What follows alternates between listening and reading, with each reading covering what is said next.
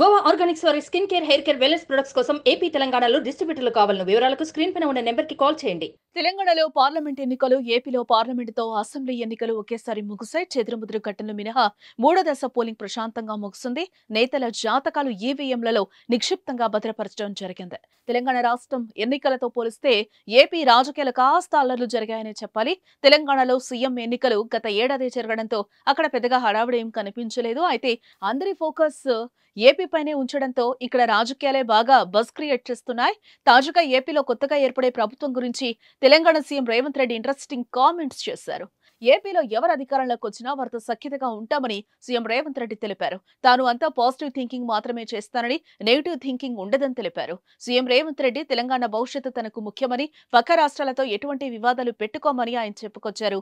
నీటి వివాదాలను కూడా మాట్లాడుకుని సమస్యను పరిష్కరించుకుంటామన్నారు. ఇలాంటి ఘర్షణలకు తావు లేకుండా కొత్త ప్రభుత్వానికి అండగా ఉంటామని సీఎం రేవంత్ రెడ్డి భరోసా ఇచ్చారు. అయితే ఏపీలో కూటమి పవర్లోకి వస్తే చంద్రబాబు సీఎం అవడం ఖాయం. చంద్రబాబుకు రేవంత్ కు సత్సంబంధాలు ఉండడంతో ఏపీ, తెలంగాణ మధ్య ఉన్న సమస్యలు సునాయాసంగా పరిష్కారం అవుతాయని అనలిస్టులు అంటున్నారు.